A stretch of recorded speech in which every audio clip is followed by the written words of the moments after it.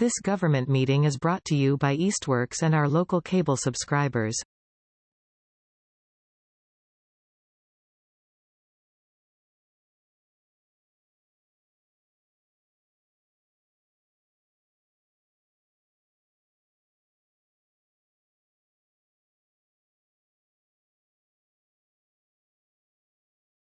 All right, I feel like we're all here. We definitely have a quorum. So I will call to order this Easthampton Rent Study Committee meeting on January 6th, 2026 at 6 p.m.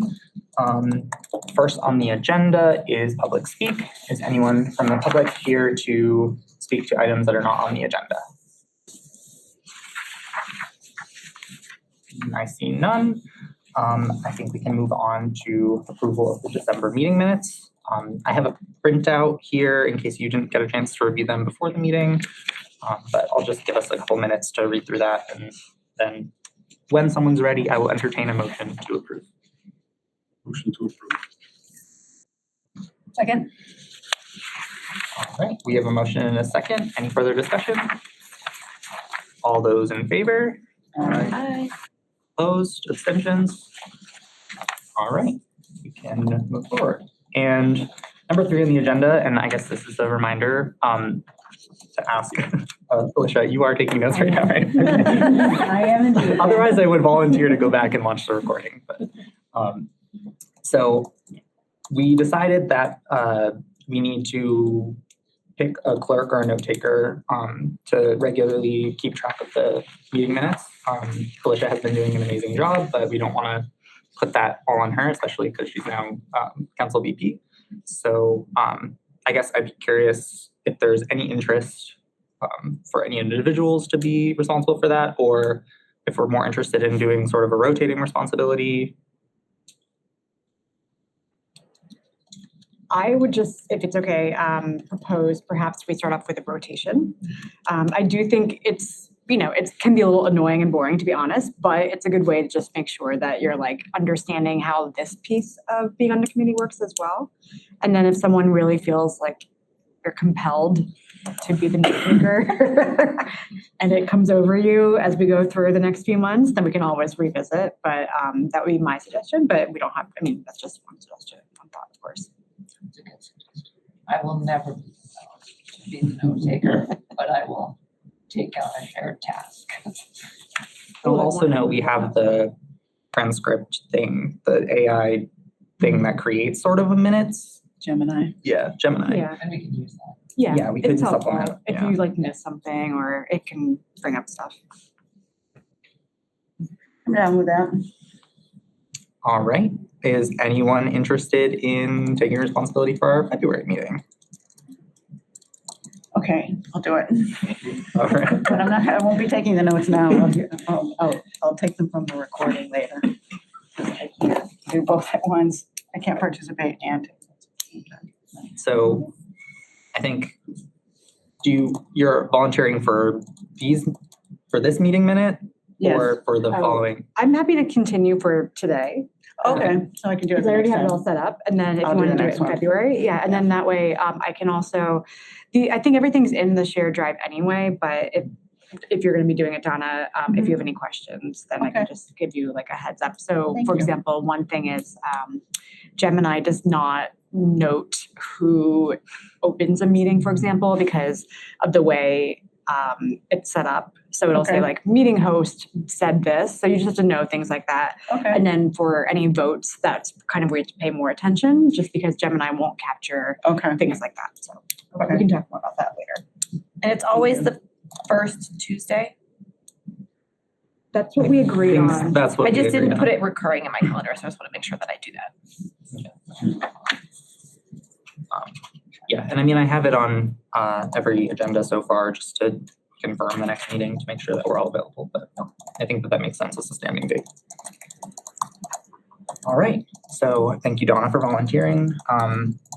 So moving on to the 4th item of our agenda, I already updates on potential guest presentation Q&A. So I already mentioned this in an email to everyone that I wasn't able to get someone from Boston on such short turnaround.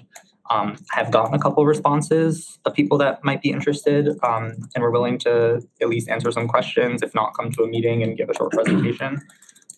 So that is underway. But as we discussed at our last meeting, in lieu of that, I would pull together sort of a summary of the research and reports that I had mentioned and that are already compiled on the share. And we can just move forward on dividing and conquering on those, seeing which ones people are interested in diving deeper. And then I think we could make it sort of our main task over the next few meetings to dive into those and do sort of a report back to the group based on what people are able to do and are interested in doing. So on that note, one of the printouts that I handed out should start with a page at the front that says research report summaries. I'm also going to share my screen.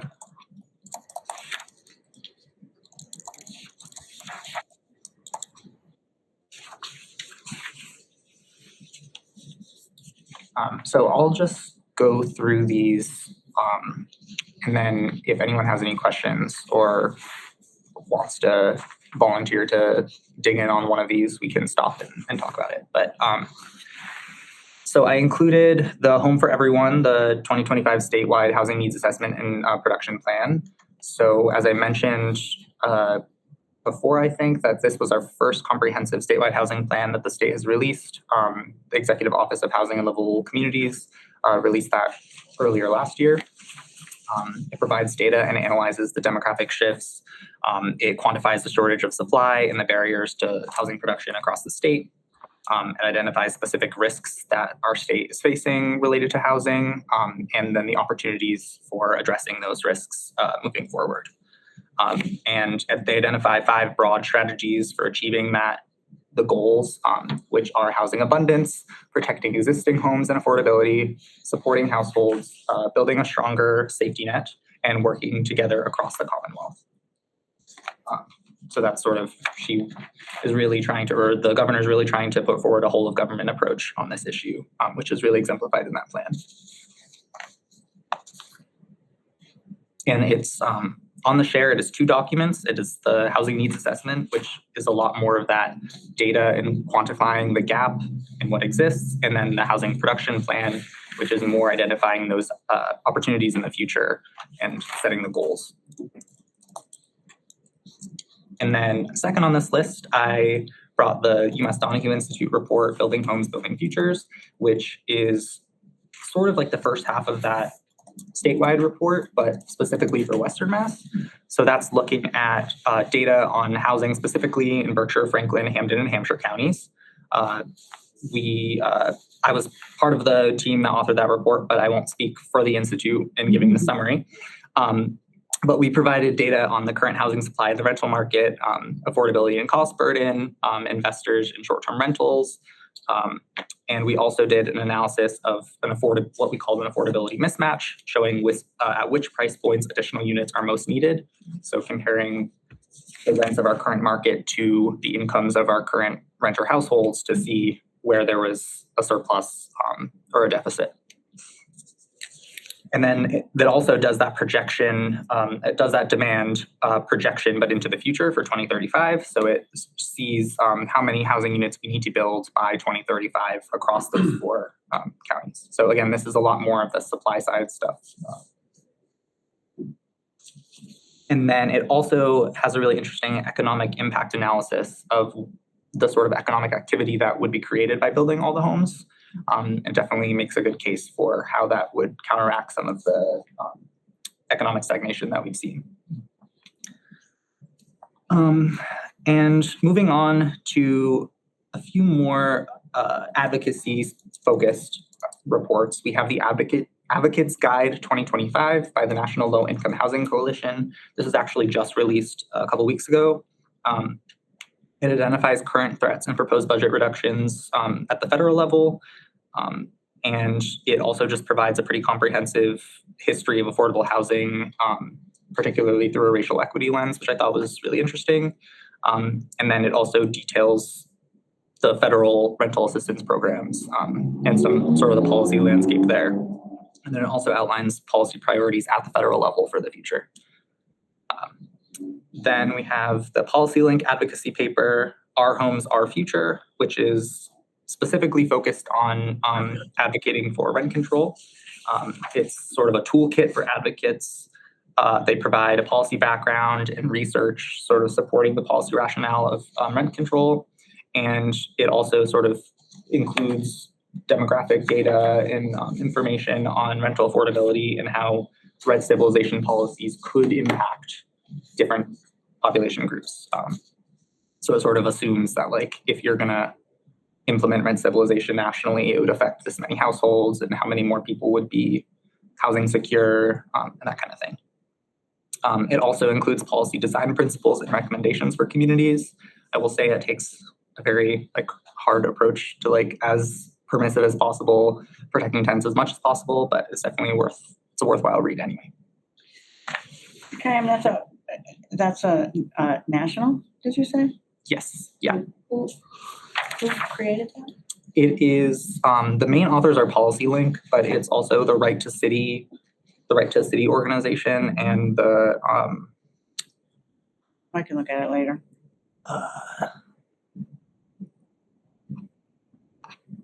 the Popular Democracy in Action Coalition is also a group that was part of it.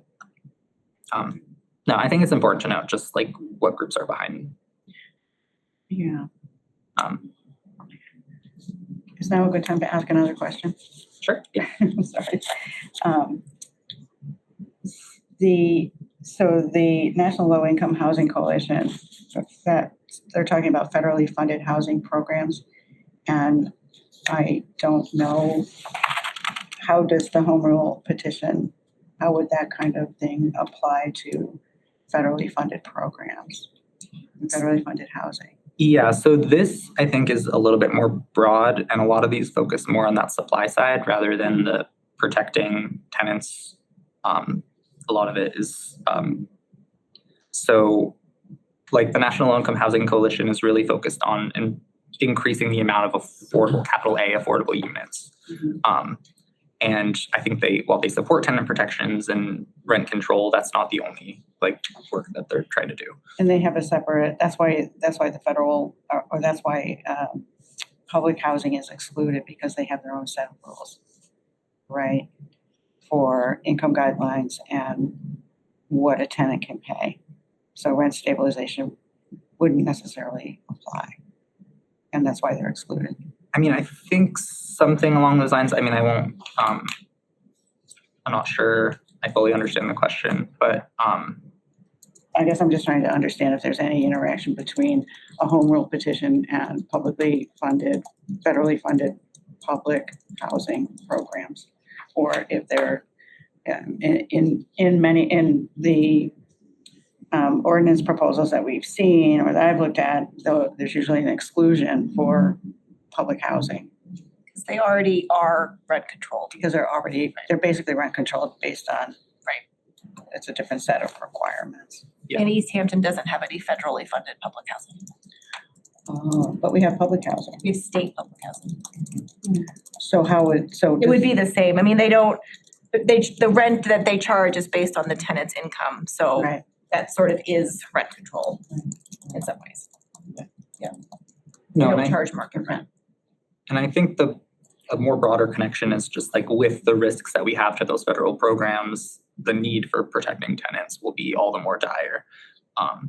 So it's like they're definitely making that connection in the report as well of like, we don't necessarily foresee things going well on the federal housing front in the next 3 to 5 years. Yeah. So what does that mean for local communities? And what does that mean for the additional need and the pressure on the rental market?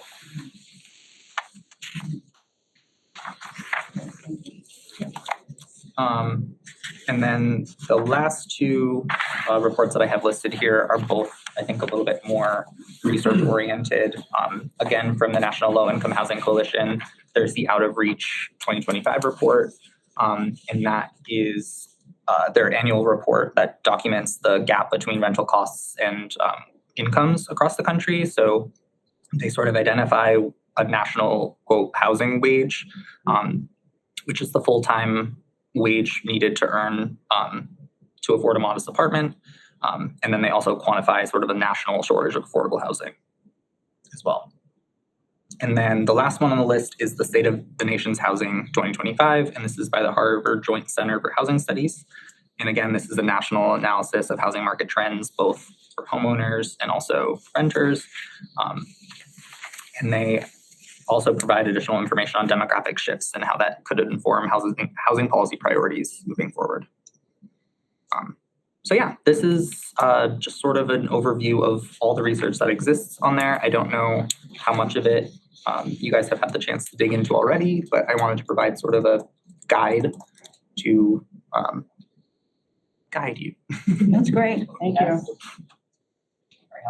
Is the idea, or I guess like could an idea be, would you want us or do we want to maybe split these up and have maybe like one person be responsible for doing more of a deep dive? Or I guess like how do we want to utilize this research? Because I'll be honest, like I haven't read every last line of every single thing on the drive because there's a lot, but I've sort of looked at it. This is super helpful, but I'm wondering what would be helpful for like a next step with this. Yeah, I mean, that was my idea. It really just depends on the appetite for homework, I think, and willingness to do homework. And like, if we do say like at our March meeting, Chaim and Felicia are gonna both give a presentation on their report that they chose, each for like 10 minutes or something. Like, that's something that I'm totally prepared to do and willing to do. I don't want to put that on other people if sounds like too much. And we also have more like case studies to dig into as well if like people are more interested in researching a specific community and how rent control has impacted those communities. So no, go ahead. Seeing that was coming up, I thought of like, I want to take a look at these like the context, but we might want to spend more time with the case studies. So like presenting on those might make sense. Or some combination, Oh, like yeah. a broad, I mean, I think for me personally, like I will do well if I have homework, but I know not everyone needs that or wants that. So like, I'm happy to, even if it's just for my own purposes, to be like, I'm going to pick one of these and one of these and just kind of like dig into it. But I didn't know like if we wanted to do that writ large or just kind of engage as people want to engage. So. I agree that I think it would be helpful to have, the case studies and to be able to kind of look at whether we do it individually or, there's a lot here. Personally, I've just kind of been going through the stuff that Chaim has put on the drive as I've had time to sit down with things. They can be a little bit dense. But in terms of thinking about our mandate to create a home rule petition and to think about what the issues are that are related to us, I think for me, listening to the listening sessions, which I've listened to all those now, that was really helpful in understanding what arguments would be coming up with respect to the pros and the cons. And, some of it maybe doesn't apply to Easthampton, but just like some of the things I hadn't even thought of, there were some things I hadn't even thought of. So I think if we're looking at what other states are doing in these case studies, then that will give us it will generate some more thought and ideas about, how we want to think about rent stabilization and what support services should we have and how do we want to recommend administering and managing it by looking at how other states have done that. Some of those things might be things that would be appropriate for us, and some of them we'd be like, we're not going to do that.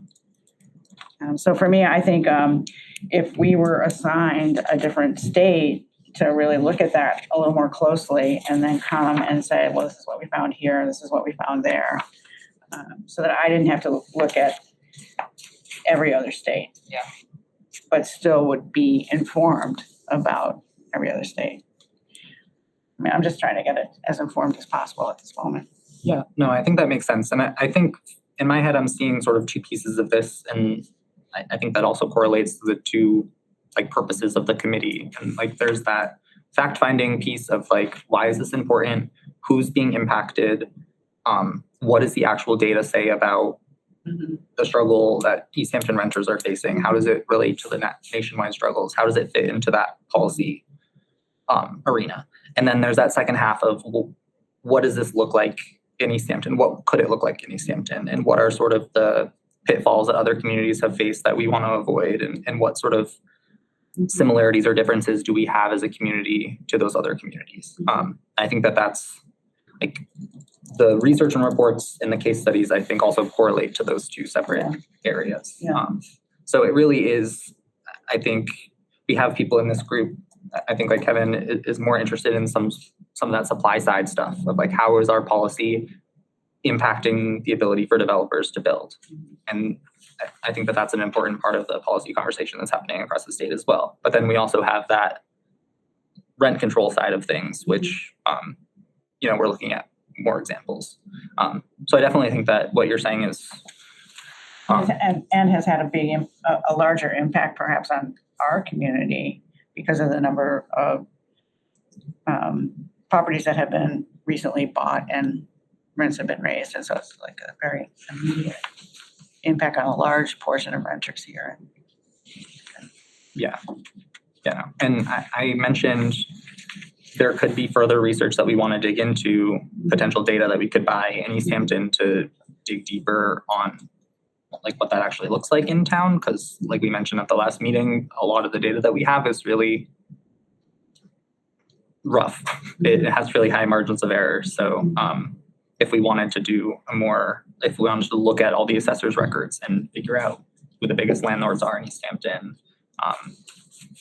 what percentage of renters are renting from big landlords versus small landlords.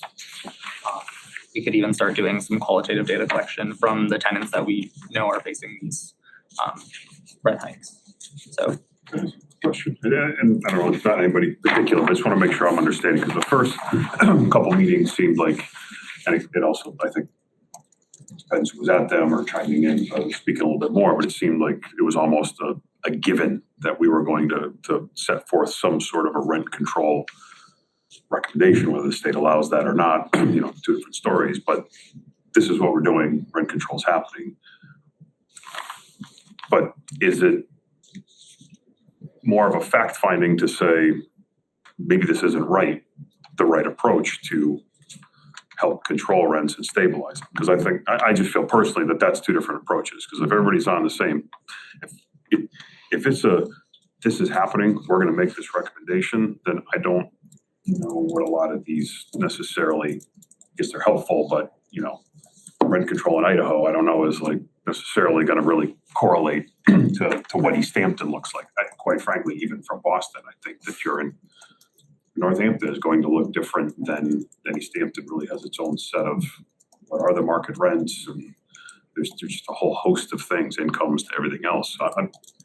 Again, no right or wrong answer. I guess I'm just curious as to if we're going to search for information, or even myself, I'm interested in what's the end game, or what's everybody's opinion on that.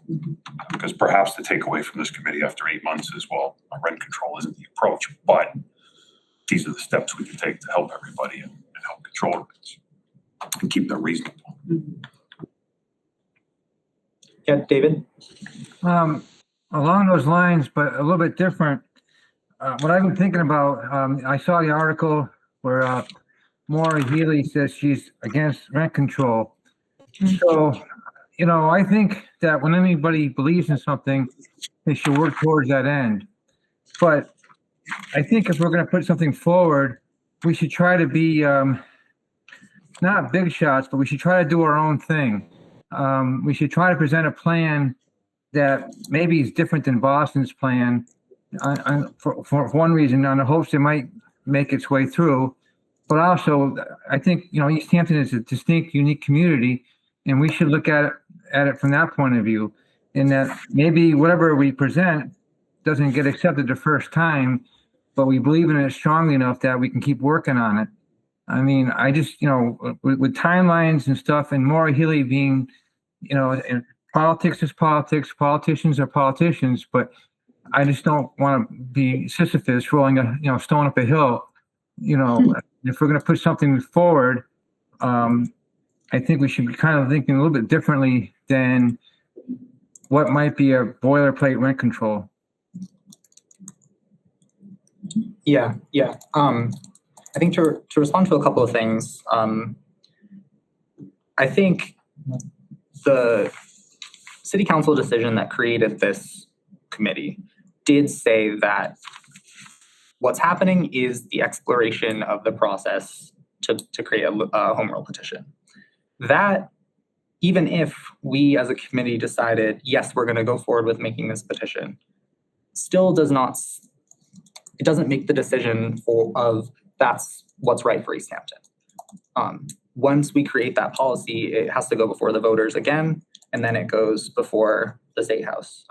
So our goal isn't necessarily to decide whether rent control is happening in Easthampton or not. It's to build a policy that takes into account all the concerns that we had talked about during my presentation, like how we're deciding rent control, what allows decontrol, all those policy parameters, and then turning it to the community and saying, hey, we worked for 1.5 years on this. We think that this is a really good policy for the community based on all this research that we did, and here's how it impacted Syracuse, New York, here's how it impacted New York, New Jersey, blah, blah, blah, blah, blah.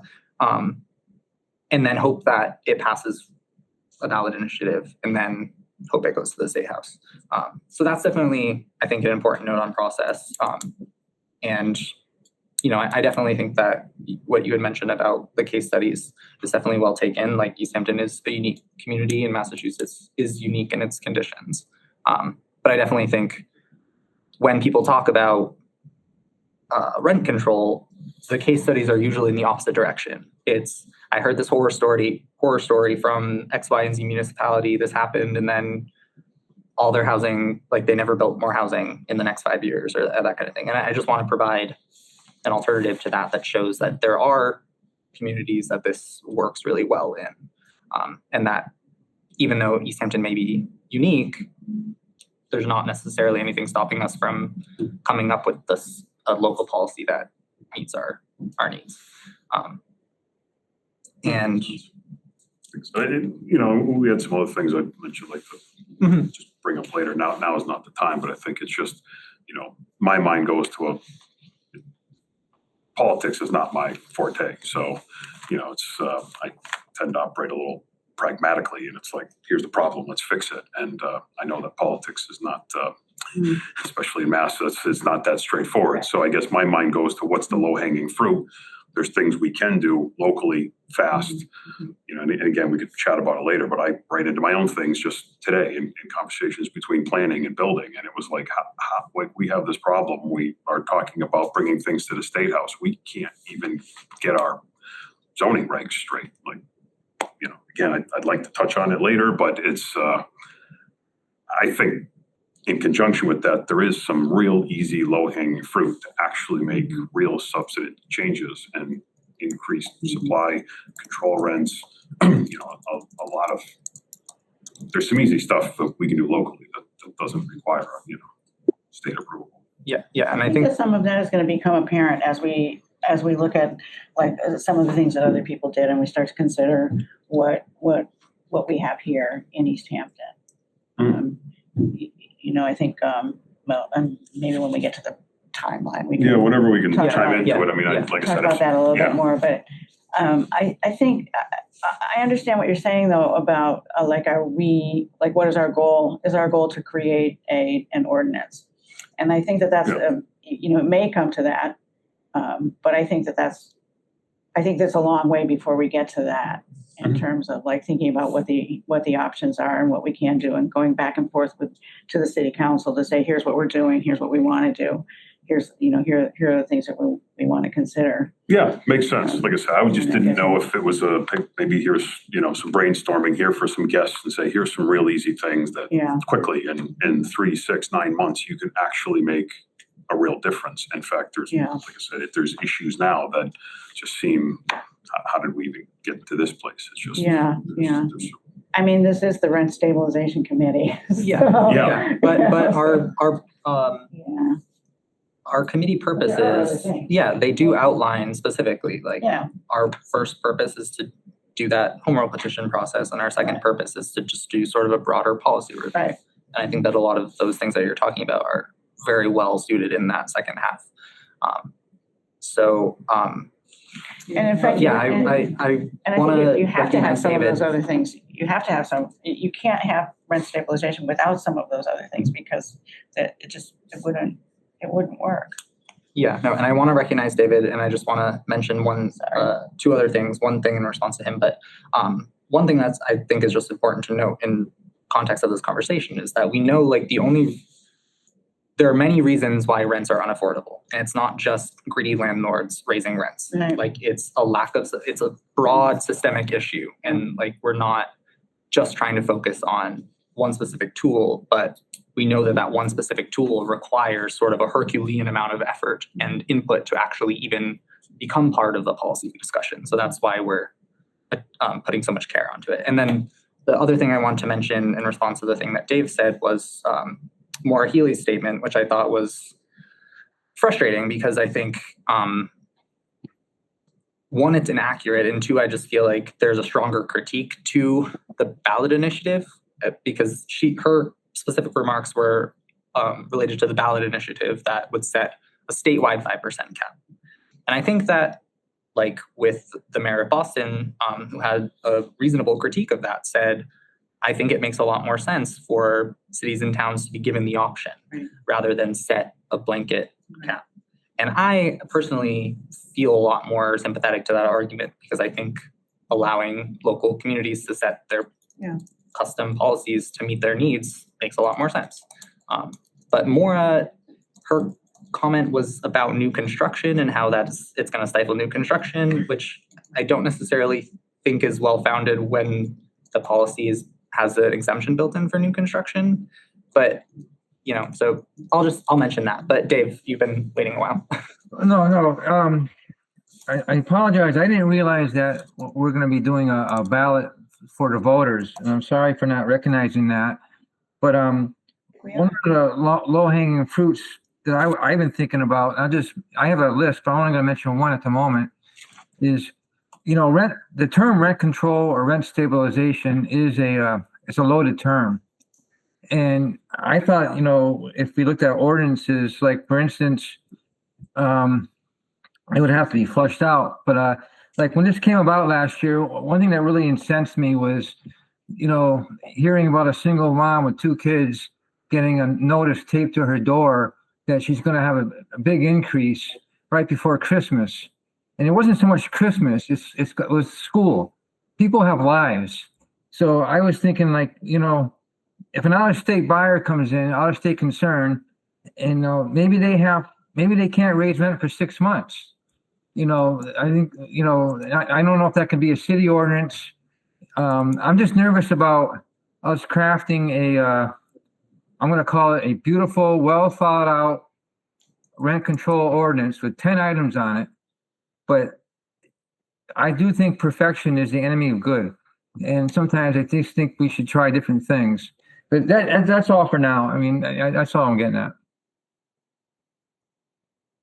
Well, but that also goes to Khayyam's point that, and Kevin's point that we look at Easthampton, and here in Easthampton where people's rents are being raised because of investors that just want to maximize their profits.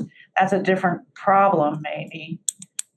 It's not the only problem. There's a question of whether there's enough housing, but that's a problem that we have that maybe Boston doesn't have. So I think the process of us hearing from other people about what problems they have might help us understand or maybe not miss what problems we have, to be able to identify them a little more specifically, help us identify solutions. But we have to look at I didn't think that we had a ballot process for doing a home rule petition? It's my understanding that once we draft the policy, it does need to be voted on by the city. By the city council? No, by the voters. Yeah, I just wanted to, we kind of just touched on it. I just think humanizing this is just so important. In city council, more recently, we've just had so many people coming in and it's devastating.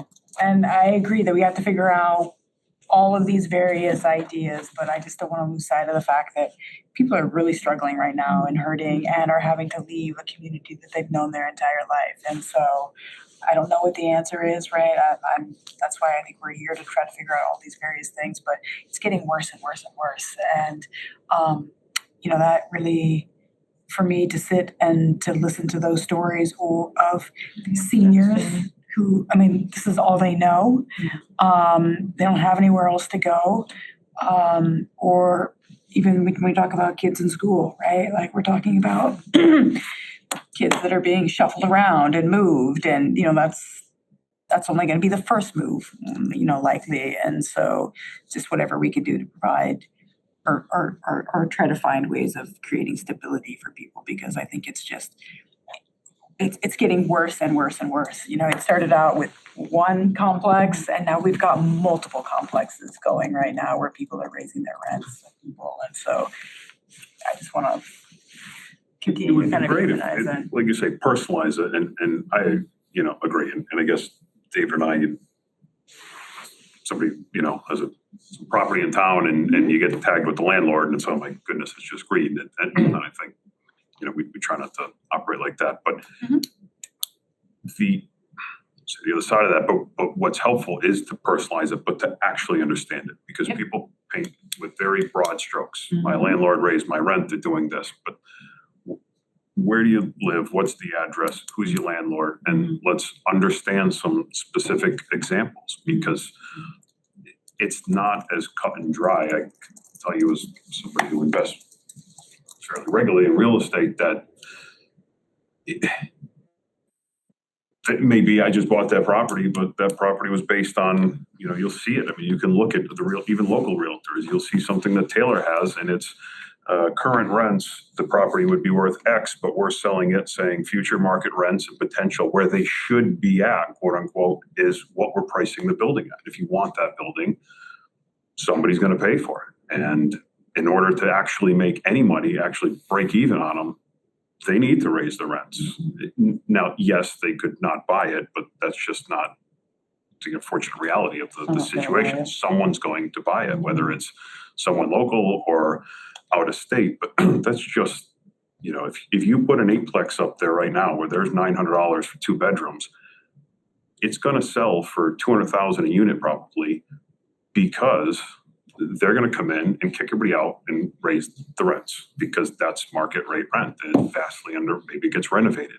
Maybe all these are in terrible shape, but we're going to go and new carpets, new kitchens, and now I can get $1,800, $2,000 for those units. So it would be helpful to, if people are coming forward and they're willing to share an address to talk, not because you want to, confront the landlord, but understand what's driving it. Is it new properties? Or is it people just being greedy? Maybe that is the case on some. It probably is. So I would love to know those points more than what went on in, the Midwest or California. I think I'm really curious to see what is happening in this city. Well, that's interesting that you identify the realtors as having some stake in wanting to increase, perhaps artificially, the value of the property.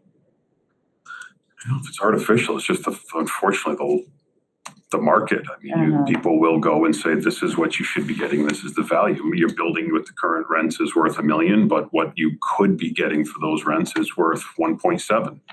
They're gonna do their job and list it at that, and people are going to pay it with the understanding that you're going to get those. And maybe sometimes it's justified because it needs renovations, or sometimes it's just been the same landlord for 30 years and they haven't really done much with it. I I want to recognize Felicia's had her hand up.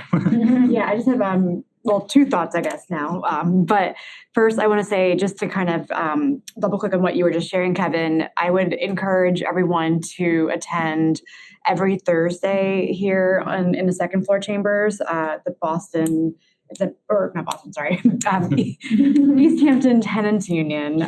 It's a group of renters who are dealing with increased rents and issues with their new owners and property managers and landlords, and they've kind of been coming together. So I think to your question around like getting the specific stories, a lot of those people are coming to city council meetings, and we've already heard a lot of those stories, but there's more. And so that I think is a like ground zero basically for us to get those personalized, like this is what's actually happening at this address with this person, with this Can group. we collect that? Can we as a committee ask to say, share this and say, are you willing to share your name, address, landlord, and see what you see for common themes I mean, or what it is? I think or- yes. I think the fact that people are gathering means that they're willing to share. So I'd be happy to reach out to them. I mean, maybe Yeah, it's so I a mean, less like, confrontational again, way if they're- another landlord yeah, and reaches they're out. meeting every Thursday. So I haven't actually been able to go to one yet, but it's on my like to-do list. But they're right here every Thursday. So I think just something that we can all kind of do if we're interested in getting more of that kind of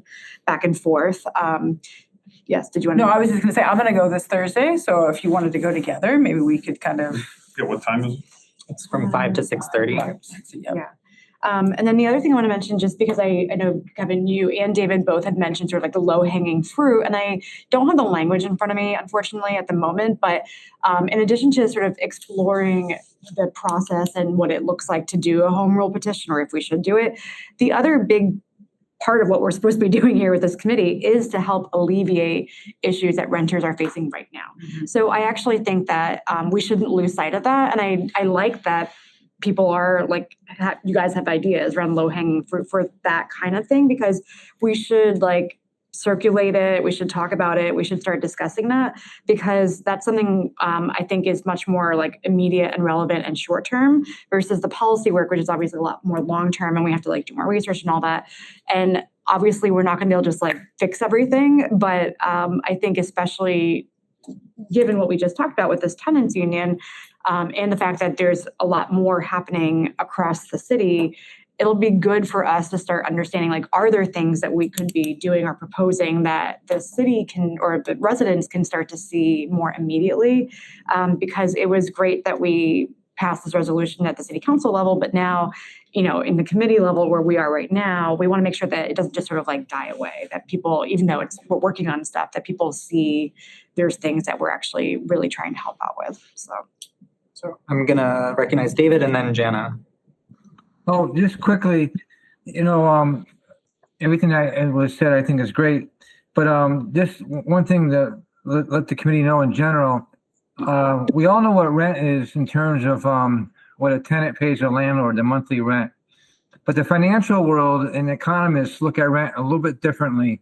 Rent is like it's more of a market cost of ownership. So when the big boys come in and the big banks, they don't necessarily look at the monthly rent as an expense. They look at it from a more theoretical point of view.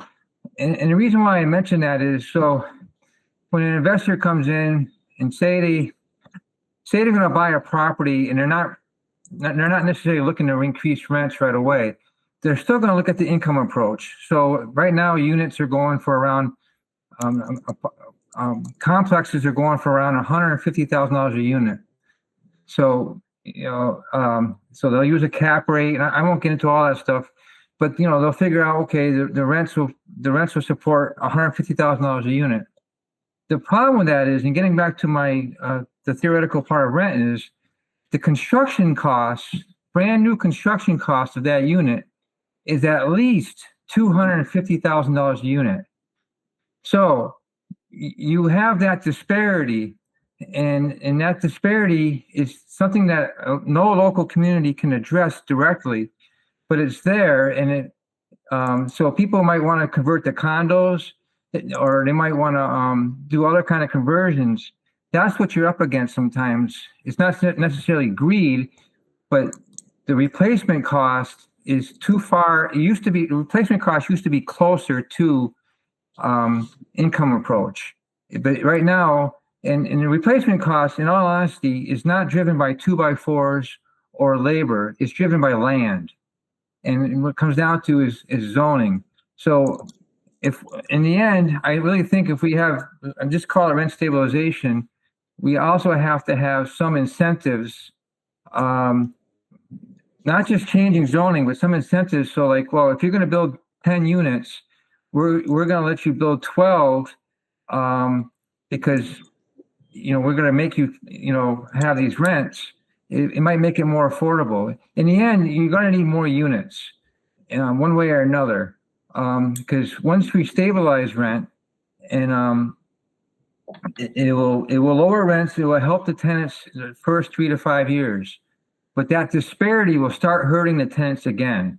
It won't be a long-term solution.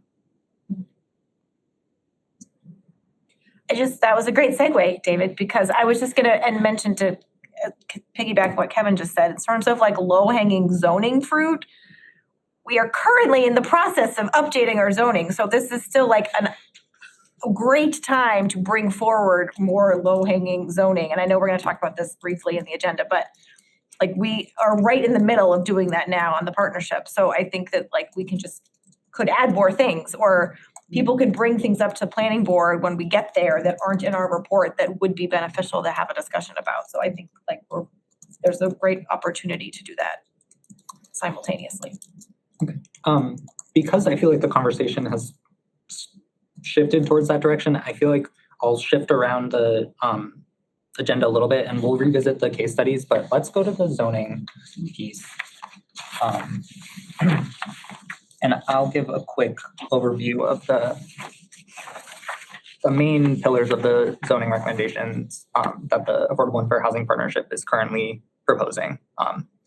So we have areas around fair housing and state law compliance, so modifying the language to in places where it overlaps or is superseded by state law, as well as updating DHCD to EOHLC throughout the document, updating the definition of family to include a more broad definition that encompasses more non-traditional living arrangements, removing or rephrasing and clarifying areas where community character is used throughout the zoning, adopting a blanket lowered parking minimum of 1.5 spaces per unit for all multifamily housing, which was previously or is currently the inclusionary zoning for affordable it's the inclusionary zoning for developments with 15% or more of affordable housing is 1.5 spaces per unit, and we're proposing that is for all multifamily housing. And then we also have areas around flexible residential land use, so permitting duplex construction and conversion by right everywhere that single family homes are allowed, and removing the 18-unit cap on multifamily housing structures, which is part of the reason why the Sierra Vista development has like 9 buildings because of that cap. Mixed uses in residential zones, so potentially permitting small retail and service uses to provide more walkability in neighborhoods. And some dimensional regulations we are recommending modifying to simplify the 6 zones into 3 zones, reducing lot size, frontage, and setback requirements to better align with what's already there, versus the down zone that happened in the 90s that sort of made a lot of the housing stock non-conforming. So that's like the overview of what's in that report. I'll say it's currently before City Council Ordinance Committee. The first 4 pieces of that have been moved to zoning, the planning board. So it's definitely in that place in the policy process right now where public input is welcome. And if we want to either go as or write a letter as a group or go as individuals from this group to ordinance committee meetings to provide input on these sort of things, I think that would make a lot of sense. But Jana, did you have anything to add to? No. You did a great job. Kyan was the primary author of the report, and it's excellent if anyone hasn't read it. David? So, okay, I apologize. So let's say I wanted to add a zoning thing. I'm just asking about procedure. Should I address the ordinance committee, or should I kind of work it through us. Like, for instance, I would like to see first floor residences in the highway business zone. Currently, highway business zone, apartments are only allowed on the second floor. Should I hold my fire and work with the committee, or should I just go ahead and present that to the ordinance committee? Yeah, well, it depends strategically how you wanted to do that. Would this be something that this group wanted to like take on and support? Like, I think that would be a further conversation. Or if you just wanted to bypass that, then you would have to find someone on the ordinance committee who wanted to talk to you about that and support that and put it forward. Or even the planning board, you could talk to someone on the planning board, and if that was something that they wanted, right? So there's a couple of different avenues that you could go. I think strategically, it's just a matter of how you wanted to go about that. Well, yeah, because on the EVIC, it talked about this, and the planning board was going to address it.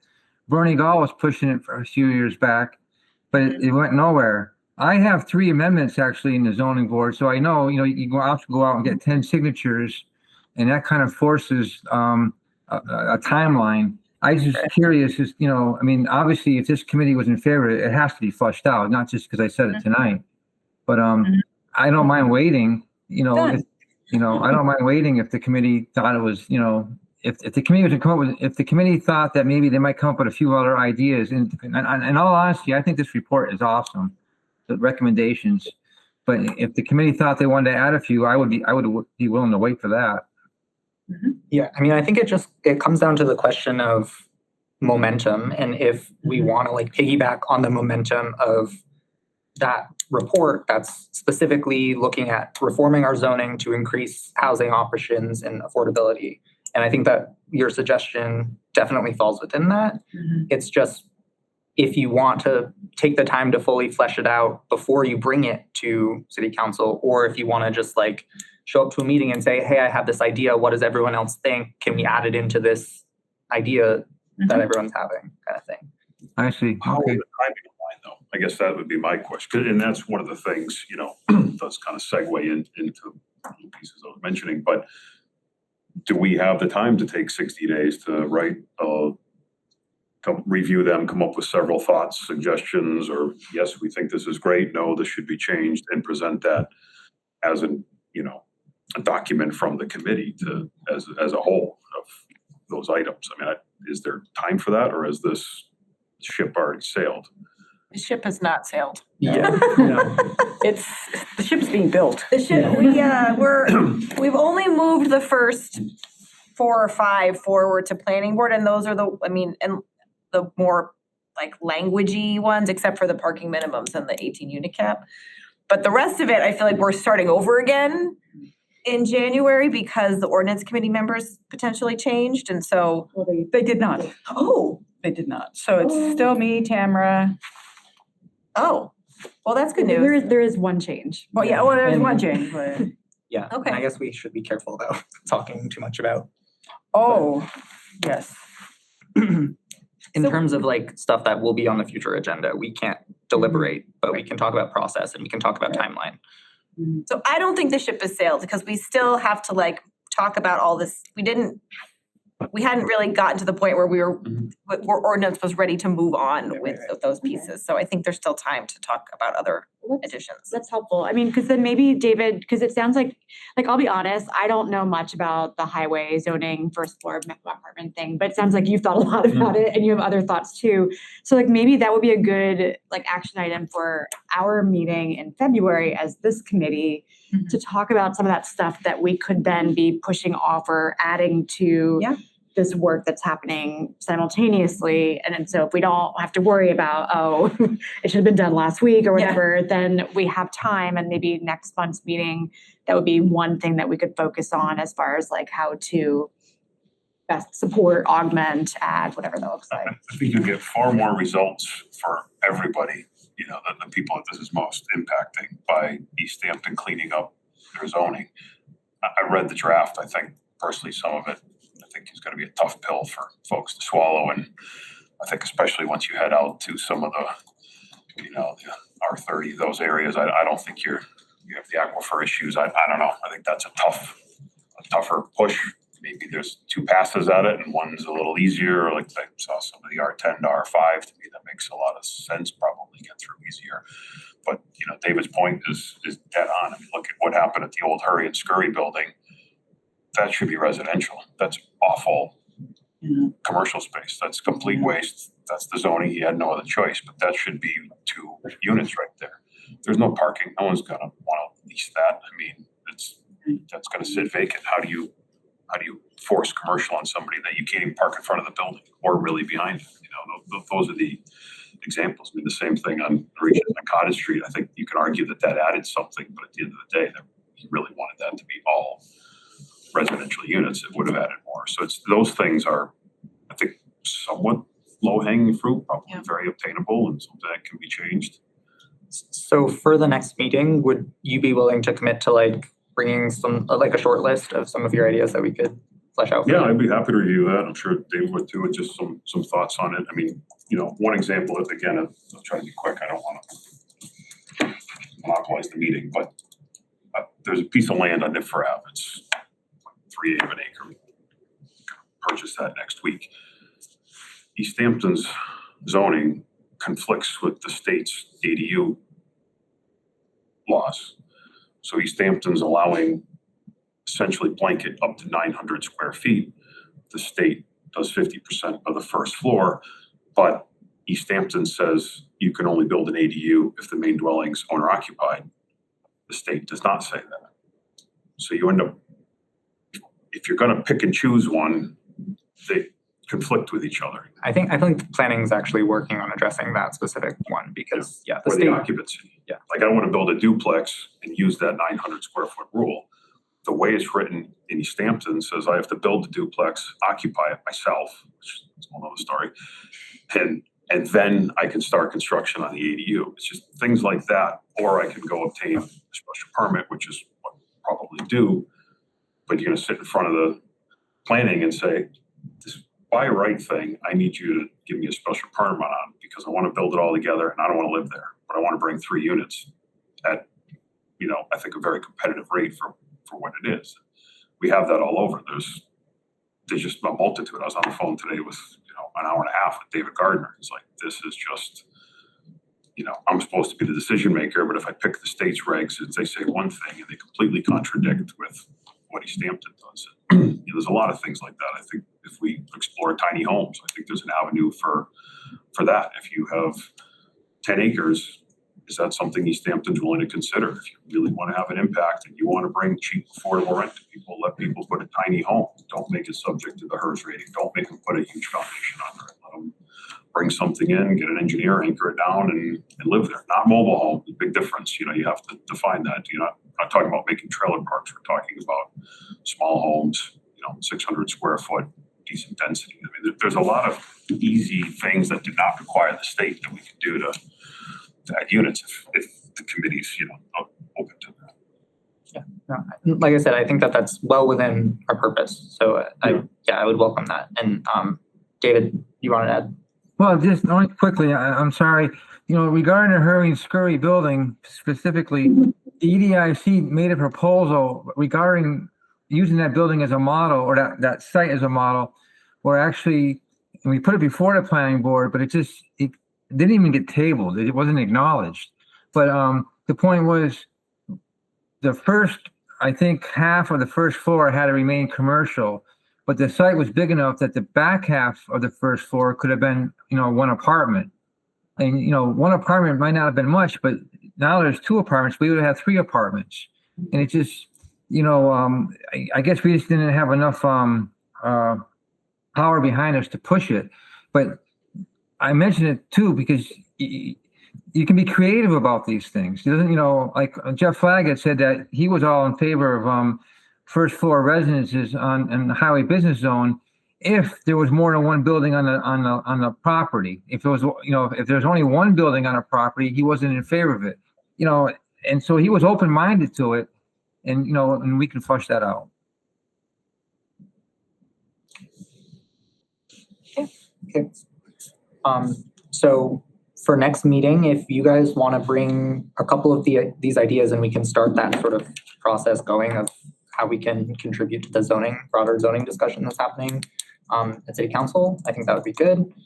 And then I think that makes sense to transition back to the case studies that I had pulled together.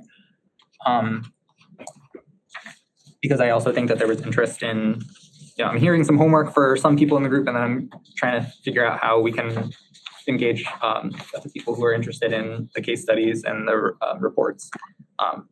So on the second page, I think, of the packet that I had, I pulled together 6 different case studies and tried to include a number of links that sort of give you a starting point of where to go further and research more. We have California. A lot of these were relatively recent, which I think is interesting. So 2019 in California, Oregon in 2019, which was the first statewide rent control bill enacted. And we have New Jersey, which is, they authorize individual municipalities to enact their own ordinances, much more like what I think our ideal outcome would be.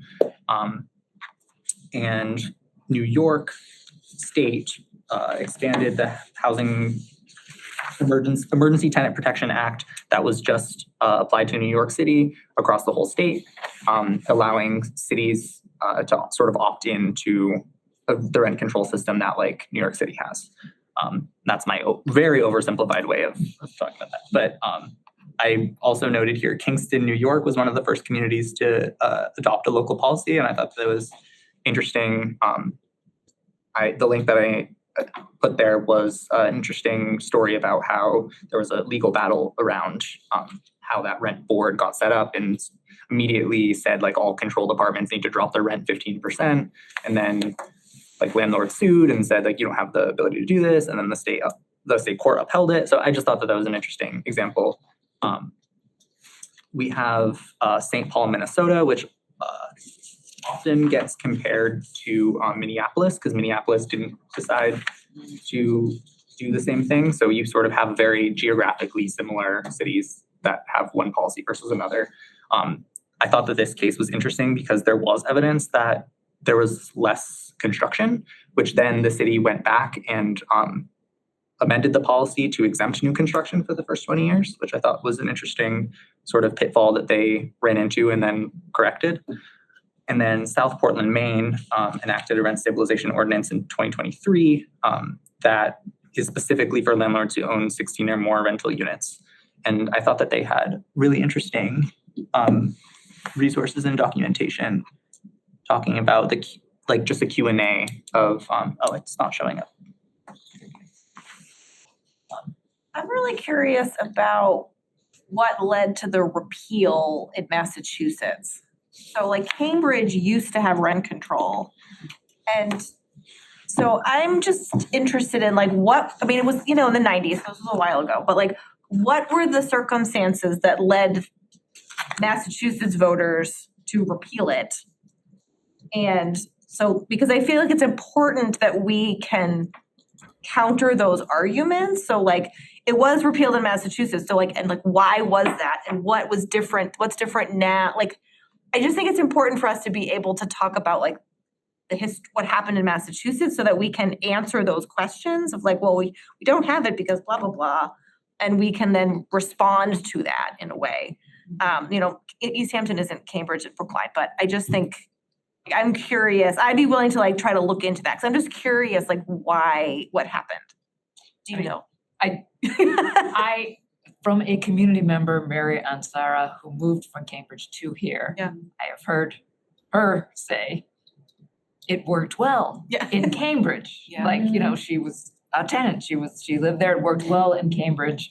And really the whole state got to vote on something where it wasn't even being applied and people were being told things about what it meant. And so this is my anecdotal hearing from one person.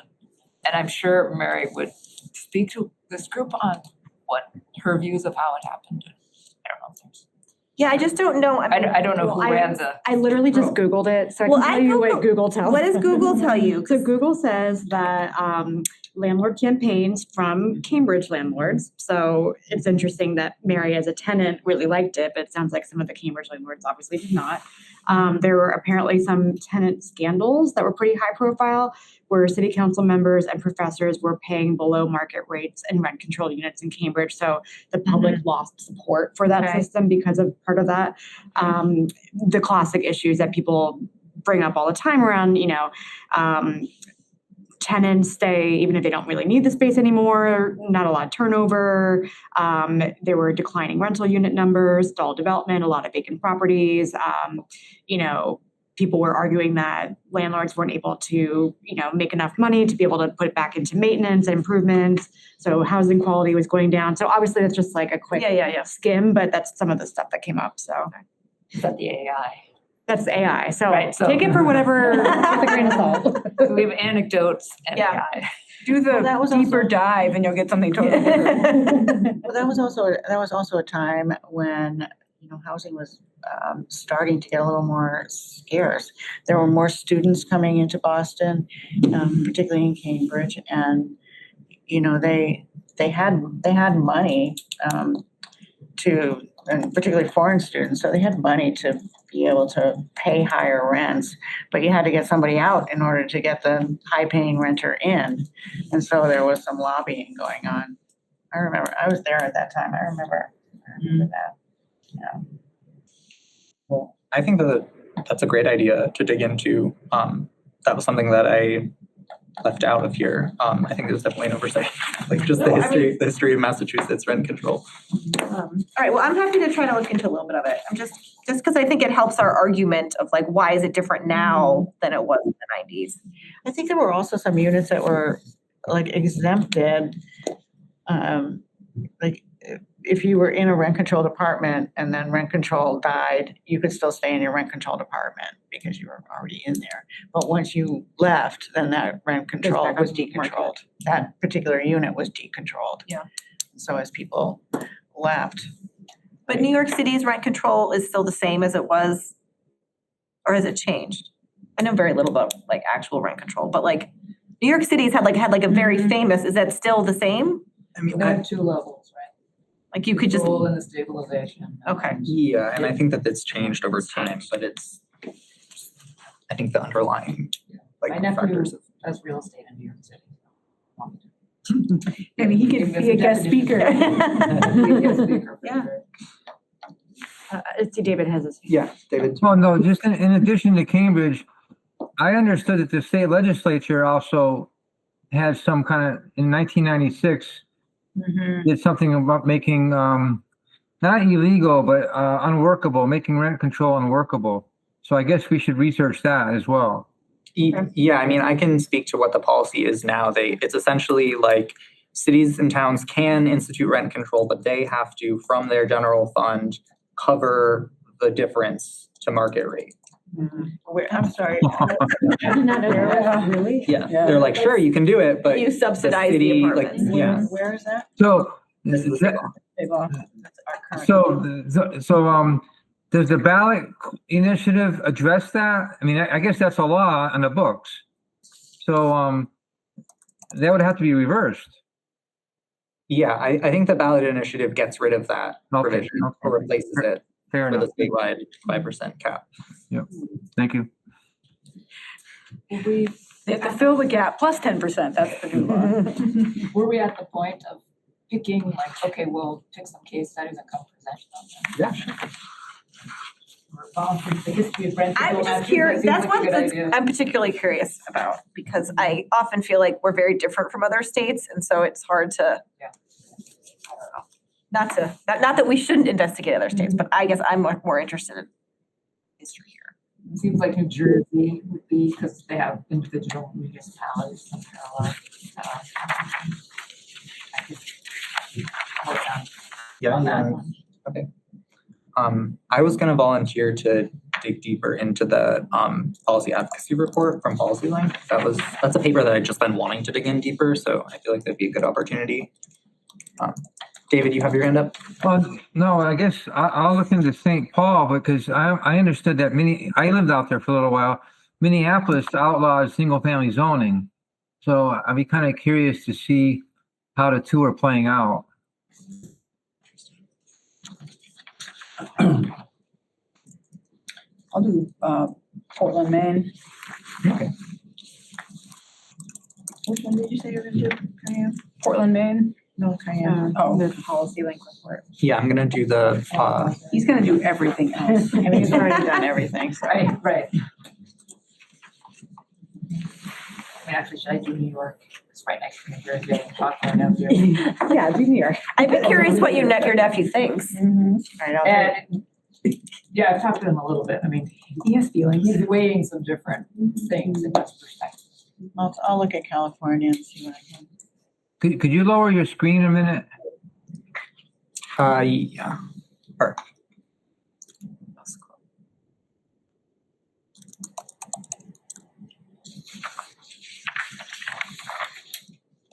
I can look at Oregon.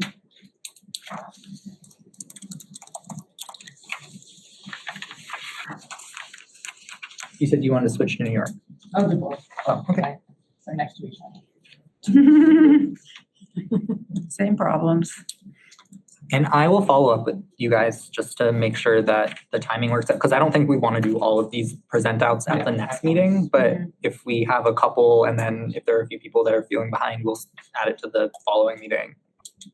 I'm happy to pick up any others if it's needed, but I'd like to dig into Yeah, the zoning. And I'd also, if you're open to it, I'd like to, and I don't know if it can be for next week, but I'd love to do a cost comparison for you to see the current standard energy code that every other community except the 14 or so, and then the specialized, and see what that does for construction. Because I think you'll see that alone, we're talking about all of this. I'd be willing to put big money on the fact you are not going to see another multifamily building built in Easthampton until that's removed. Like, we can do all of this, but the only thing you're going to get is a duplex, a townhome, or an ADU. Because anything over that, you cannot build it unless you're going to charge $3,000 to $4,000 a month for a 2-bedroom. It's, the math doesn't pencil out. And that's the specialized codes. That's the that- specialized okay. code. Yeah. 'Cause I was just leafing through the technical guide from the state, and I was very much amazed at how detailed it is, and you could probably spend days. Days you could go over it, but I mean, I was on the call when it went to, I think, one of the subcommittees, and there was somebody presenting it. It was made to see, oh, this is great, it's so efficient, but it was completely brushed over on what that cost is. You basically have to build a passive home. That doesn't equate to market rate rents. In Boston, it does, not here. It's just not. So there wasn't anything in the state housing plan about that? Maura Healy's plan? That I don't know. I mean, there wasn't a lot of communities. I think it's 14 in the state. The only ones here, I believe, are Northampton, Easthampton, and Amherst. I went to the ordinance committee and I was on the committee that voted for that, and part of what was presented to us, right, was the options that it opened up from the state in terms of some of the benefits to the city, right? And so being able to, the other kind of sustainability kind of things that it might open up. Like for grant applications. Yes, grant applications, funds for a sustainability coordinator, to work on all these various other things. And also it gave a particular, like a leader designation. And so then what that opened up, right? And so I think the way that it was presented to the committee, right, was these other things kind of became available that would Help build housing. Yeah. Yeah. It does seem like the housing plan is geared more towards making it easier to build. I haven't worked my way through the whole thing yet. I sort of skimmed it. But it's like, oh, this is geared towards developers. This one we know intimately only because I've tried it on 2 projects. One large one, the Pleasant Street in Easthampton, that really should have been about 100 rental units. That was my plan. It was 100% not even close financially viable. And then 8 units, it ended up being 8 townhomes in Northampton. They wanted us to have a much higher density. They were pushing to say, hey, can you put, we'll allow you to go 100 feet up almost. It was like 90 feet in this particular parcel and load it with units. We don't even care about parking. And it wasn't viable. Just the design fees alone were running about 175,000 more because of the certifications you need and passive homes and Teddy homes and the HERS rater and all of this lower door tests that are needed. And all that kind of got swept under the rug when it was presented to communities to adopt it. And now I almost guarantee that in those communities in Western Mass, you will not see market rate affordable, only affordable that's state subsidies, because at that point the cost really doesn't matter. No, I'd be really interested in hearing more about that. And it sounds like you have expertise that. Fortunately. Yeah. Because I really don't like the framing of like climate action against building housing and abundance of housing. And I really don't like when those are pitted against each other. And I think that there can be a common ground that we can find. So, yeah. I mean, the state's standard energy code is already far above and beyond. If you compare it to the rest of the country, we blow them away. And then there's just the practicality, like you say, you can talk about it for days, but then you're just taking in outside air. You've made them so tight that now we have to blow in outside air because they don't breathe. Like, Yeah. I don't know, it's just kind of I think it's worth maybe an hour chat about it and just say, here's the cost comparison and this is why. And get the committee's thoughts on it. Yeah, and I think it's also important, to do a little bit of an inventory, like what Councillor Denham mentioned, or Madam President, about what the community, like what was the rationale for the community, and like, are there positions that are funded through funds that we're getting from this designation, or like how does it impact our climate action plan, our climate leadership communities designation, and what does that mean for the future? I think that that's also an important aspect to bring in. And at any point, we can talk about this because it's not on the agenda, but at any point we can revoke that. Yeah, I'm sure there's a side I know nothing about that you're gonna say, well, this is gonna cost the city X, Y, and Z, but from a housing standpoint, that's, I think, pretty definitive what that cost will be. It's the end of, market rate multifamily construction for the foreseeable future.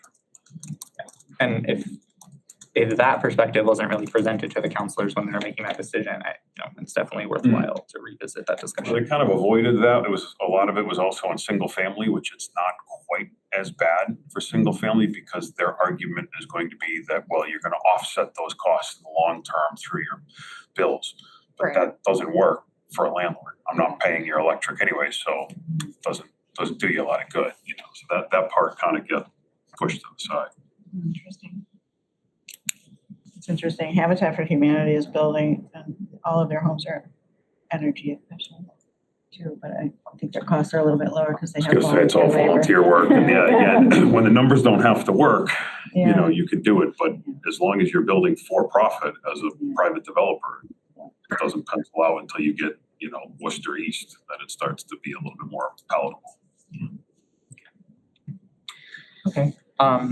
So I think that we have sort of next steps for each one of us to bring to the next following meetings. I'll follow up with you guys to talk about the timeline for presenting to this committee. I guess we can move forward to the next piece of our agenda, which is the timeline. Donna, I will defer to you because I was not able to read this yet. But. Okay, so what I did was I looked at, I watched the meetings where everybody was talking about the timelines, and then I looked at the statute and the state statute, and then I also talked with the clerk of the state legislature to determine some of the requirements. And I think, so under the state statute, there are 2 separate ways in which you can bring a home rule petition. And one way is and it's in our charter as a citizen initiative measure. But there's nothing that prevents the city council that I can see maybe I missed it, but I didn't see it, that allows for this other process, which is also in the state statute. And that is if you, the city council initiates a home rule petition. And then they can then present that to the representative who can submit it to the legislature. So what I did was I took a look at, I talked to the, yeah. So that means you don't have to have a ballot? I don't think we have to have a ballot because you would need a ballot if it were a citizen initiated petition. And then you'd have to start out with, you'd have to have 10 signatures on your request for a ballot petition. You take that to the city clerk says, okay, there's so many people in Easthampton, you need this percentage of people, you gotta get this many signatures, and then it'll go forward in that process to get whatever it is you have on the ballot. And then from the ballot, it goes out through the process. But also typically what happens if it goes to the legislature would want to see that there is broad support for it. So they Right. would want there to be a ballot Right. initiated within the city. On a citizen initiated petition. No, even with city council. Well, it's not required. No, I know it's not required, but what I'm saying is that for them to approve it, they would want to see that. That's. I understand that. I understand what you're saying. Mhm. What they want for their completed documents is a certified copy of the city council vote that delivered by the state rep with the actual home rule petition itself. Mhm. So they don't require a city vote. They just require the city council vote and a certified petition saying that it was approved. Sure. I think something similar was with the ranked choice voting, right? It went through city council, but Yeah. then the state wanted there to be Yeah. So they bounced it back.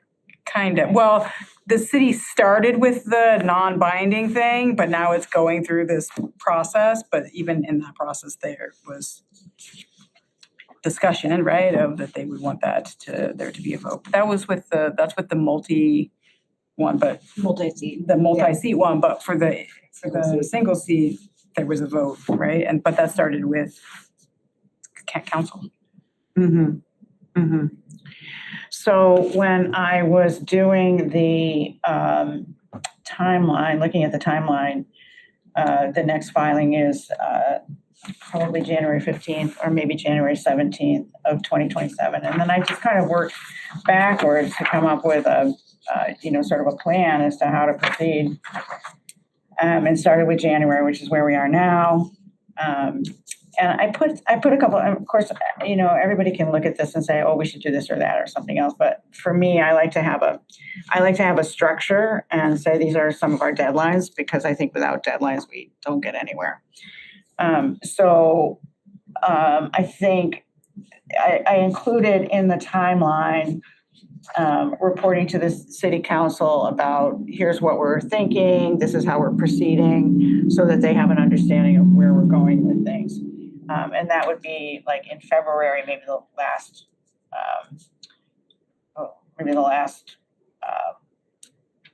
city council meeting. But I mean, you can look at this yourselves and sort of see how I laid it out, and I don't, see if that makes sense to people, or if you want to do something different. If you think that we need to have a vote, a city vote, a full city vote on that, then I guess that would be in November of 2026, where there would be revisions. I mean, it would still be in the same process, I guess, but with consideration of revisions following the public hearings and the ordinance committee review. And then it could still be approved in December by the city council. And meet the deadline for filing in January of 2027.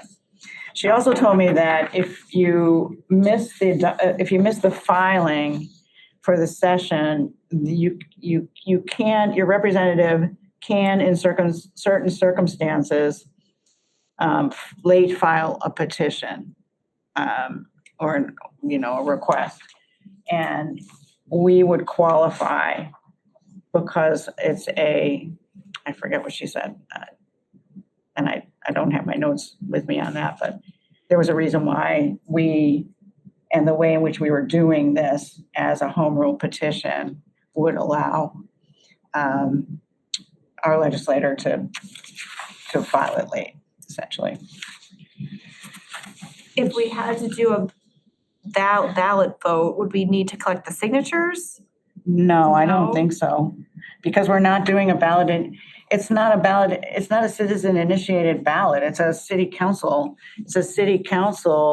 ordinance request. It's a city council home rule petition for a new ordinance. So could city council put it on the ballot? Yes. Okay, all right. That would just save a lot of unnecessary running around getting signatures. Yeah, no, I don't think we need to have signatures because the city council has said to us, I mean, this initiative is the city council initiative. They said, go and study this and tell us what we should do. So that's what we're doing. So we're essentially an extension of the city council in presenting them with these different ideas. Ultimately, the decision as to whether or not to move forward will be the city council's division under this process. And, you know, it's quite possible that someone in the city could say, or the renters, as they're getting together, could say, you know, hey, we want rent stabilization, so let's start a petition. And they could, you know, 10 of them could sign a In petition conjunction with this work. in conjunction or even separately. Yeah, that's what I Well, meant. and if they did that, it could force a timeline onto us. So Well, not necessarily us, because we wouldn't necessarily the be. city, I mean, They would have to go through the process and collect enough signatures to get it on the ballot. And if we were doing something at the same time, and we would want to be able to present to the city council, because we would want the city council to say, we're going to vote on this and present this. Well, it could, so if I'm understanding correctly, I think if let's say the renters were to do something Yeah. kind of simultaneously but adjacent, wouldn't that just basically be further sort of like oomph for the work that we're engaged in? If Because they, it doesn't, it's yeah, not predicated on them doing that, but it would just basically show more support. more support for rent community. stabilization. I guess you would have to look at what their recommendation, or what their What their ordinance, was. yeah, what We their, wouldn't want two that, Are Yeah, like, no, it seems like that would be, I would think that having them do their own thing would be not great. yeah, I feel like I'm not that's a potential suggesting, risk. I'm not suggesting Yeah. that they do that. I'm just saying they could do that, because Kayam was asking if that put pressure on us for our timeline. But again, pardon my ignorance, but how would a group of citizens get the signatures, try to get something on the ballot without an extremely lengthy So, plan I mean, this is just the details of this, or this isn't, oh, can we cap rents at 7%? I don't see it that way. I think this has to be something that's way, way, way more thought out, or you're gonna have a problem that of epic proportions on. And usually Well, I ballot agree. initiatives aren't Right. binding, like they're usually, Okay, so it's more of a, hey, we all wanna do this, but. Yeah. Yeah. Okay. yeah, Because I mean, this seems manageable in that time frame, depending on how aggressive we're getting. I think Yeah. there's, again, easy things that probably most people could agree on, and then there's things that we would probably have an in-depth right. discussion, even, for example, as simplistic as, I don't think this should touch commercial, but that's just my opinion. I think that is a slippery slope that you will never be able to get regs to possibly capture every, solution, and you will stifle growth tremendously at any commercial rent control. That's just me. Yes, I'm just chatting with our state rep, so if we did the city council Yeah. route, right? City council would go through that process, vote on it, there'd have to be a public hearing. Right. And then the mayor would have to sign off on Right. it, and then once city council and the mayor signed off, it would go to our state rep, and then the Right. state rep would try to shepherd it through Right, exactly. at the state level. But for something like this, it's more than likely the state would send it back to the city and say, okay, you've got our approval, but now it has to be approved by the voters. Oh, okay. Interesting. So that's what I'm, yeah. I think that's I would rather do it that way than Yeah. try to get the ballot initiative before it goes to the legislature, because I'm worried about it failing. So I'm worried, we would have a lot of work to do to get Easthampton residents to vote for it, I think. I think people will be confused and A lot of we will have. education. Everybody has a different view of what rent, you know, a lot of people call it rent control. And so they have there's a lot of different views about it. When you listen to, if you have a chance to listen to the City of Boston listening sessions, they had a series of prompts and they had like 5 questions, like what should the cap be? Who should be exempt? I forget, I mean, you had them in your presentation, Kyle. And, you know, when developers and landlords came in, they, you know, presented arguments against it and said, well, this is, you know, this should be the limit or whatever. But the renters came in and you could tell they didn't really understand what was being asked of them. And it was a lot of, you know, these, as you pointed out, kind of these heartbreaking stories of people who are losing their homes and had nowhere to go and couldn't afford to eat. And it was just, you know, story after story, but very few of the tenants were able to identify specifically what would help them in terms of rent stabilization, other than don't raise my rent. Yeah, or as low Please as don't raise low my as rent. possible. Right, yeah. My rent went up, can you find me a place to live? But I want to recognize David because he's had his hand up for a while. No, just a specific question, because I don't have the timeline in front of me, but for the ballot part of the timeline, I understand the language has to be before the Secretary of State a certain number of days before the, is that in the timeline? David, I emailed the timeline to you. If you can look at your email, you might be able to pull it up. Oh, okay, thank you then, okay. But yes, you have to, January of 2027, the deadline for submission will be either the 15th or the 17th. She said it's usually the mid to last day of the beginning of the session. Mid to last week, sorry, of January. No, what I'm getting at is like, when we went through this with the school projects, we had to have our language in by a certain date in order to be on the November ballot. That's all I'm getting at. Oh, for November? Yeah, if We're doing a ballot, like a city ballot. Yeah, that's if there's a city ballot. well, That's not on my timeline because I was not. okay. Well, anyway, so all I'm saying is if we go to, if there's going to be a city ballot, you say November 5th is a city ballot, a certain number of days before that, the Secretary of State needs the language for printing purposes. Yeah. So I'm just getting at, that's a deadline. Yeah, what's our city clerk, I think, right?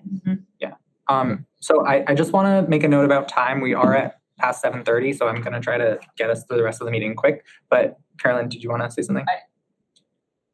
From what you read from Omar Gomez, we can send it on the 15th.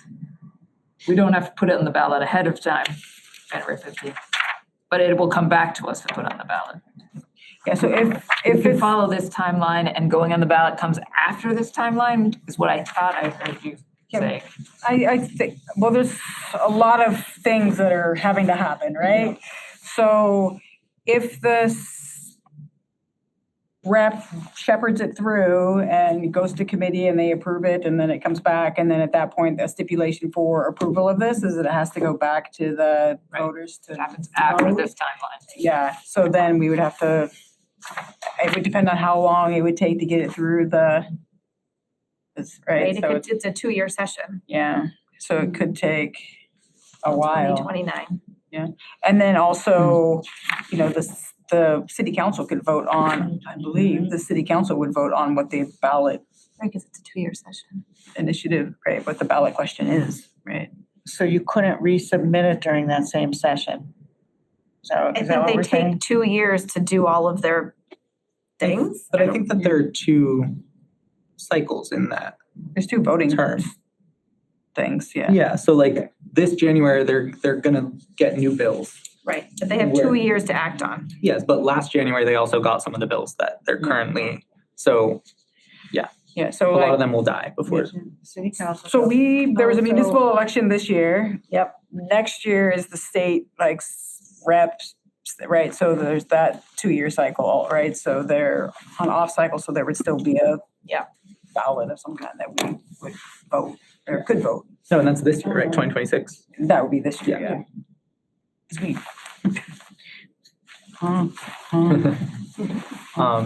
All right, so I guess my initial reaction to the timeline is I think it's very comprehensive and I appreciate you putting it together. My one concern is getting a report to city council by next month. Yeah. Just based on the conversation that we have here, it just seems like there's a lot more curiosity and like, I think once we all come back with the case studies and we talk about some of those things, I think that could sort of feed into the report to the city council, but like we need to do some of that work before we have a report to give to them. So I think so far this makes sense provisionally, but I just might want to push it back like a month. If that makes sense. I think that makes sense. I think when I was thinking of a report, I don't think I was thinking of a written report. I was thinking of, a representative of the group going to the city council and saying, these are the things that we're doing. This is what we, this is the process that we expect. And, we're going to want to do listening sessions and we're going to do this and that and whatever. And just confirm that we are on the right track with what it is the city council is looking for from us. So that we're, right at the beginning, we're saying, this is what we're doing and this is how we're doing it. And this is the timeline that we hope to meet. I don't think it has to be a big document about why it is this and that and all of our research. I think that comes later. I think there was another report, the general findings to the city council in June. I mean, I personally think we don't, as a body, have enough committees reporting. So I'm all for someone from this committee coming before council and just giving like a brief update. Yeah. Because I think it starts a good pattern of communication. We have at the moment 3 active city councilors, so it's not like we don't know what's happening on this committee. But for the other council members, I think it's a good establishment of that pattern. But the other thing that we could maybe utilize that sort of communication for is we will be needing more members for this committee. Specifically, we need renters. Yeah, that was So my next I thing, think that would be a great opportunity for whoever's reporting out or updating to also sort of vocalize that because we do get renters coming to city council meetings and people are watching. And that is a lack that we will need to address going forward on this committee. So, And you bring up a good point because it's also, if we are reporting to the city council, a lot of people, like I don't go to every city council meeting, but I try to go to some and thank God. Wow. But it is a way of informing the public as well that this work is going on and that the city council has concern over it, and not just for tenants but for developers and landlords who want to have some input or want to know how do we give feedback to this committee. Okay, so I think that makes sense then, and maybe on the agenda for the February meeting, we can decide what we want to just say, what's important to mention, and we can delegate someone to give that report out to the next city council meeting after that.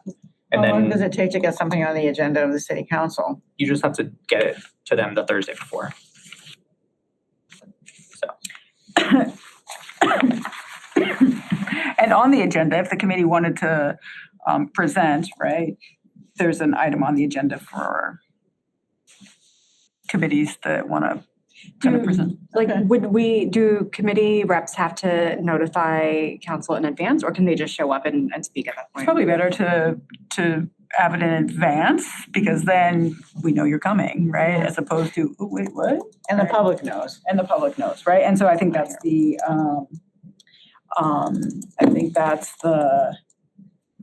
idea, right? Is that by being on the agenda, there's notice, Yeah, right? Because it right. gets posted and Yeah. then people would be like, what is that? Right? And then they would come. Because I do think, I didn't, in the previous conversation about people don't understand what. Yeah. You know, I think a huge reason why rent is going up right now, right, by 50 and 60% is landlords are saying, I'm trying to get a hold of rent control, right? And it's just like, well, it's increases to rent are built into some of these things that are being presented, right? But they're just like, I think they don't understand what that means, or Right. they don't know that, right? So they're raising them, they're skyrocketing because they're like, oh, I'm gonna get ahead of this. And so now they're like trying to plan for loss potentially 10 years from now, right? Or however long, like, I don't know what that looks like. Well, the other thing that I think should be clarified with the city council is, we're talking about doing listening sessions, and if that's something that we decide we really want to do, I think we need to either get like authorization or buy-in or whatever it is. I mean, I don't know what we as a committee can do without the city council saying, yeah, go ahead and do those listening sessions. You can do whatever you Yeah, want. it's like, I don't Yeah. think the council has to sign off on that. The committee can just decide that. Because that's why we gave you the power, right? I Like, mean, that's what honestly, the your council, charge is. like, I know it's weird, it's like we're counselors, but like the council doesn't want to get dragged into that nitty gritty. They don't want the That's dirty. the purpose They of don't the wanna get dirty. committees. So, I mean, as far as like setting up listening sessions, all we have to do is decide that we want to do that. And then it's really simple because we can book a room here and open it up to the public. And so it's really straightforward. I like that they did it on Zoom in Boston because, and everybody, they had many people on them, but you raised your hand and then you got identified and were allowed to unmute. But the administrator of the listening session was able to, I guess, remotely unmute so that everybody was muted, and you had 3 minutes. And then at the end of the 3 minutes, someone said, thank you, your time is up. And now, Mr. So-and-so, I'm going to you can unmute. Let's hear from you. And the other thing they did that, I don't know if we have a need for this, but they had interpreters on the listening sessions. So once we get to that point, that might be something we want to. Real quick, because I know we're way over, but Connie, you hit on a big point that I've actually had landlords talk to me, and they are 100% hiking rents. Yeah. Is there a point that we would feel comfortable coming forward with some sort of a statement to at least city council to say we're reviewing this, but we know we won't cap, rent increases any less than or more than X or something because there's certainly a notion that there could be, 3% or these crazy numbers getting, and 100%, I personally know of people that are Start doing it. decreasing. But yeah, I mean, they if you knew it was going to be, okay, we're not going to put anything out that's less than, 8% or something like that. We really want to stop is the radical increases. I think that would go a long way. Again, in the short term, while this may or may not even pass or take 2 years, 4 years. you could have a free for all. Yeah, I think that's right. And as you say, the radical increases, but also I think it's important to let people know that, we want your input on what makes sense. Like you're a landlord, every year you raise the rent or you don't. And, what drives that decision? We want to hear from you as to what drives that decision and what you think is reasonable and affordable for you. So I think there's a responsibility for landlords as well as tenants to be participating in the process so that they do have a valid say in Yeah, it would be great to have that what would be listening session. appropriate. I just don't know what the timing is. And like I said, if we're talking about immediate Yeah, actions to people that are getting tomorrow a notice from the landlord that the rent is going to increase perhaps 20% if it's way below it. I don't think Yeah. you're not seeing the people that are paying $1,600, $1,700 a month and it's going to, $2,500. You're not seeing that. You're seeing that person that might have been living in the unit for 20 years is paying $900 on something that really should be $1,500. And the landlord's like, no, I got to get this up now because they're not going to let me hike this if they move out or whatever the unknown is. right. Those are like the immediate, I think those are the people that are going to get hit the worst in the next even few months. And I Yeah. think it's like we have to be clear about the process. This is not happening in the next few months. No. We are Yeah. years away from this happening, frankly. I mean, it's gonna take a long time to get through the legislature, and then if it has to come back, we will have to spend a lot of time doing education to get it to pass. So I think it's important that the public understand that this is a process. This is not gonna happen by the end of this year. And landlords don't need to panic. just getting that message out in the Yeah. next couple months, I think would Yeah. go a We long wanna way to hear helping from the them. people that you're trying to help. Yeah, maybe that's part of what we present to the city council. Yeah. and- Yep. And maybe it's a Hampshire Gazette interview. Yeah. Yeah. I was gonna say too, like, I think to kind of like circle back a little bit to what was sort of discussed earlier around Easthampton and like the uniqueness of Easthampton, I think to your point, Kevin, like that's where I would be hopeful that we could make some of those connections with landlords, especially because like I've mentioned this before, but I'm a small landlord. I have one unit and I am part of a group called Mass Landlords just to help with like, templates for whatever. But anyway, so I'm on their newsletter and like they're full steam ahead with like fighting rent control with everything that they can possibly do. So like I'm looking at their newsletter right now and like literally it's like all about how are they fighting rent control and they're like doing listening sessions all across like every city in Massachusetts and they're raising money and all this stuff. So I think that like it's going to be really hard for us to sort of combat this fear that has been generated, whether it's warranted or not, in a lot of landlords around what rent control means or not. But if we could get like the individual one-on-one connections with Easthampton landlords, I'm not talking about the like out-of-town people who are buying up properties, that's a whole other discussion, but like we do have local landlords too, and really sort of appeal as like we're neighbors, we live here together, we're all invested in Easthampton. I think that's one way to try to push back, but it's going to be really hard because there is a lot of communication around A lot of fear. Yeah. basically encouraging people to raise rents really high, right? And so it's not going to be possible for us to like completely, alleviate all that. But I just wanted to note that because it's something that I get like in my email inbox regularly around. And some of if what we're hearing, like some of the local landlords are the ones raising it Yes. the highest, Yes. right?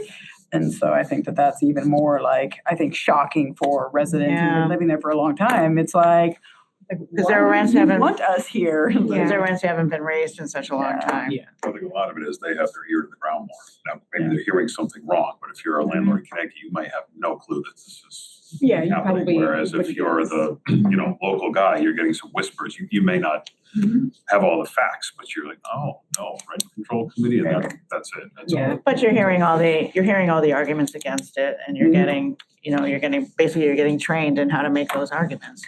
Yeah, and I also just And think there's like a series of arguments and they're repeated over and over again.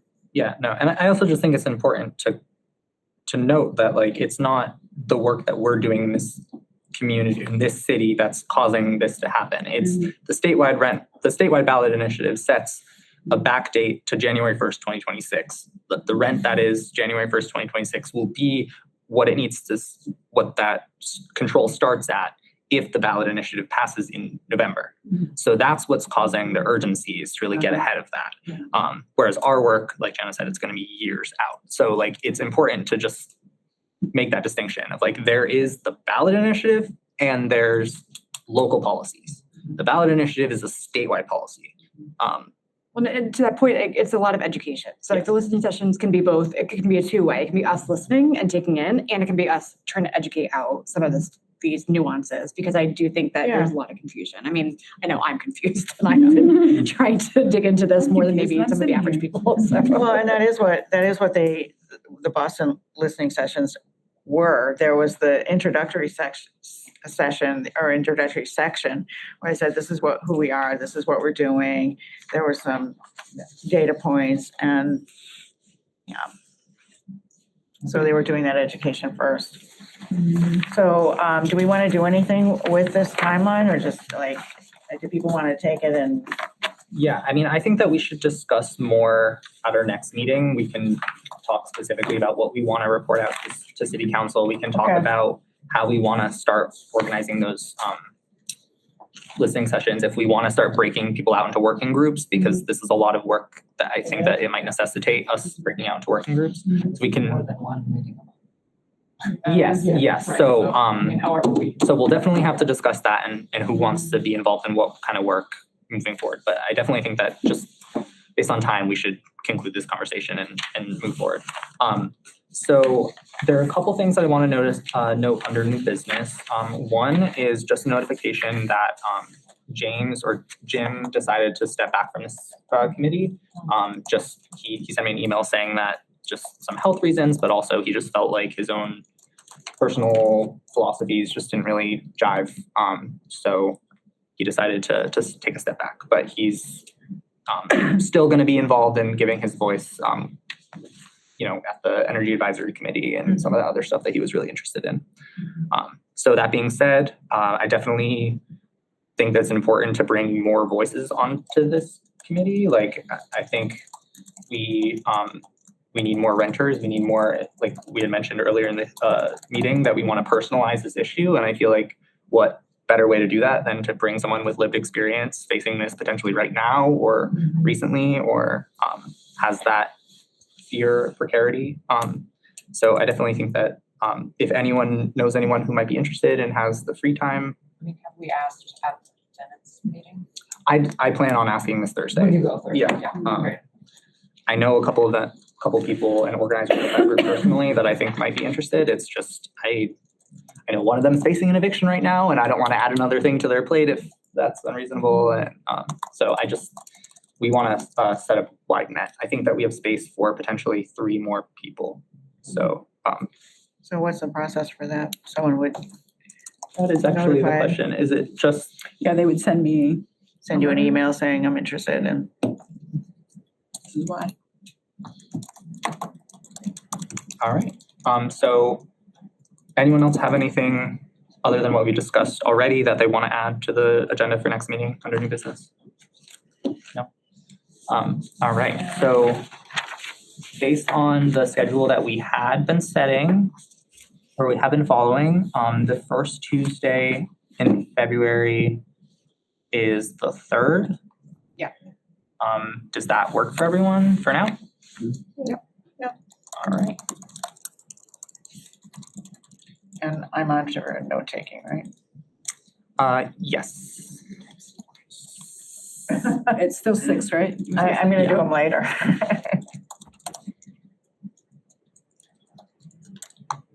All right. And with that, I will entertain a motion to adjourn. Second. All right. All those in favor? Aye. All right. Thank you, everyone. This government meeting is brought to you by Eastworks and our local cable subscribers.